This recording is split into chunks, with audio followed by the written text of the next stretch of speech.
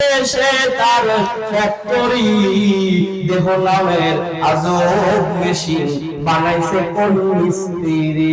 একবার জবান খুলে বলা যায় কি তার নাম কি? ও তুমি মানুষ দিয়া মানুষ বানাও, ও তুমি মানুষ দিয়া মানুষ বানাও, তুমি থাকো কোন জায়গায়?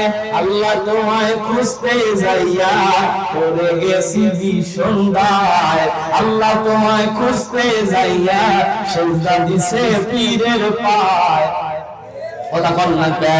এই পীর সাহেবের দরবারে যায় এরকম মানুষ সমাজে আছে না নাই? এলাকায় তো নাই, আছে। সমস্যা হইতেছে কোথায়? বরং পীর সাহেব যখন আসেন, আসার সময় 40 জন ভাড়া করে নিয়ে আসেন। কথা কয় না? এই পীর সাহেব একটা জাকির দিছে, ওদের জেকে উঠে গেছে। কেমন জেকে? বাঁশ বয়ে ওঠে। কথা কয় না? কেমন জেকে? পীর সাহেবের কাঁধে উঠে বসে যে ঝাঁকি দেয়, ঝাঁকি দেয়।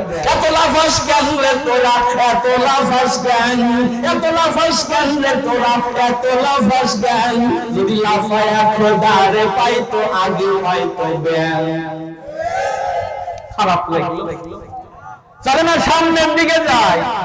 আল্লাহ পাক ডেকে বললেন, হাবিব আমার, যদি আপনার পুত্র সন্তান বেঁচে থাকে আপনার কিছু অতি আবেগী উম্মত থাকবে, আপনার কিছু রুজুকি উম্মত থাকবে, এরা আপনার পুত্র সন্তানকে অতিরিক্ত ভক্তি করতে যায়, গদ্দানশীল নবী বানায় ছাড়বে। এজন্য রাসূল মারা যাওয়ার আগে সব ছেলে মেয়েগুলো মারা গিয়েছিল, শুধুমাত্র ফাতেমা বেঁচে ছিল। নবী যদি মারা যাওয়ার সময় বলতেন, আমার পরে আমার এই চেয়ারে আমার ফাতেমা বসবে, বিরোধী করার মতো, বিরোধিতা করার মতো কেউ কি ছিল? কিন্তু রাসূল বললেন না। রাসূল বললেন, আমার পরে তোমরা নেতা বানায়ো তাকে, তোমাদের মধ্যে যোগ্য মনে হয় যাকে, তোমারা যোগ্যতার বলে আল্লাহর ভীরুতা দেখে তাকে নেতা বানায়। তার মানে বাপের পরিচয় দিয়া চেয়ারে বসা এটা ইসলাম সমর্থিত বিষয় না। তাম পৃথিবীতে নাও থাকলে বাংলাদেশে বাপের চেয়ারে পরিচয় দিয়া চেয়ারে বসার এই রীতি আছে না?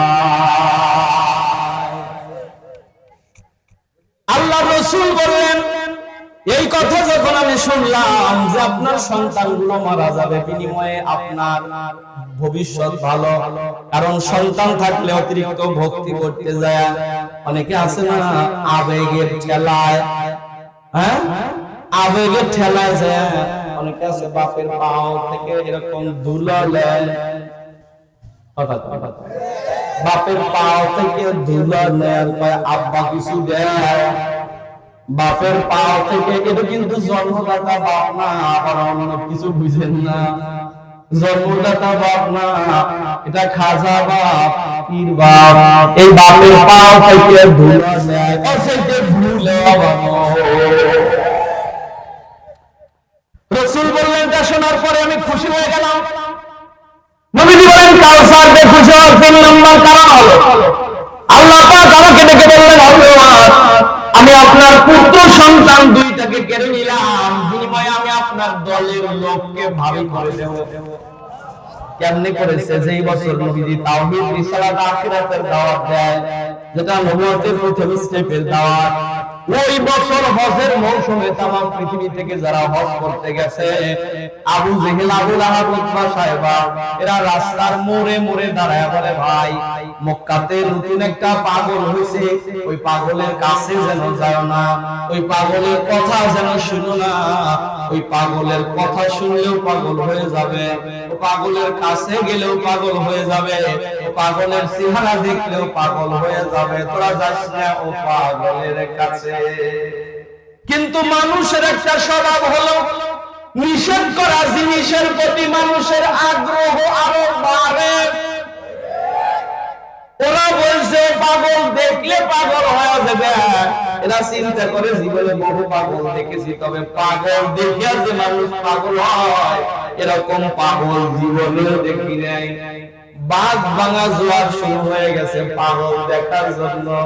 আবু জেহেল আবু লাহাব চিন্তা করলো, বললাম কি আর হইল কি। ওদেরকে বললো, ভাই যাও, তবে একটা কথা বলি, ও পাগলের কথা যেন শুনো না, দূর থেকে চেহারা দেখেই চলে আইসো। ওরা দলে দলে গেছে, দূর থেকে বলে পাগল কোনটা। আবু জেহেল আবু লাহাব দেখায় দেয়, ও যে কাবার সাথে হেলান দিয়ে বসে আছে যেটা। ওরা বলে কোনটা, বলে ওই যে ওইটা। ওরা তাকায় দেখে, জীবনে বহু পাগল দেখেছি, পাগলের মাথার মধ্যে জ্বর, গায়ের মধ্যে জ্বর, পাগল থাকে উস্কো নোংরা পোশাকে, কিন্তু ওরা যাকে পাগল বলতেছে মনে হয় আকাশের পূর্ণিমার চাঁদ যেন নিচে নেমে এসেছে। ওরা আরো কাছে যায়, আরো কাছে যায়, আরো কাছে যায়, শুধুমাত্র পাগল দেখার জন্য। আল্লাহু আকবার। নবীজির চেহারা দেখে যেন ওরা মন্ত্রমুগ্ধ হয়ে গেছে। কাছে যায় বলতেছে, দেখি বলে কি। এই বলে কান থেকে যখন আঙ্গুল সরাইছে, আল্লাহর নবী ওই সময় তেলাওয়াত করতেছে,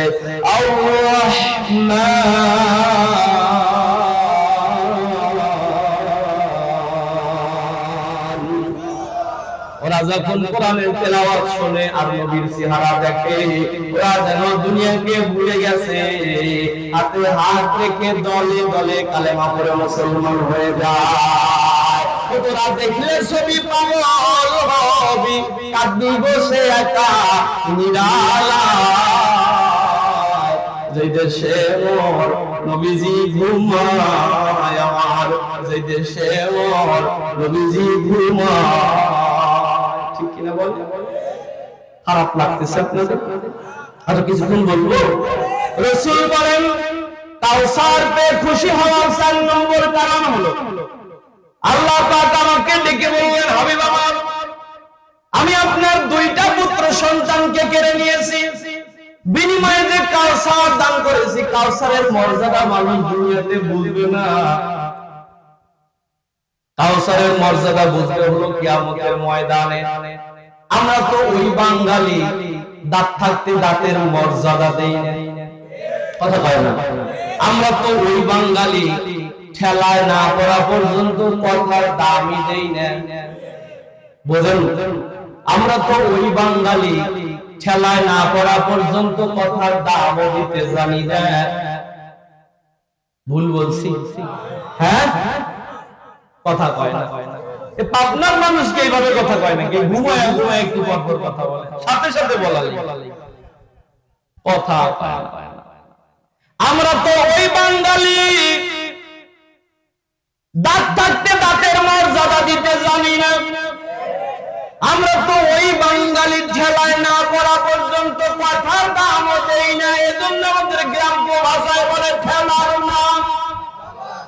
আপনারাও জানেন, ঠেলায় যখন পড়ে পিছনে ফিরে তাকানোর সময় পায় না।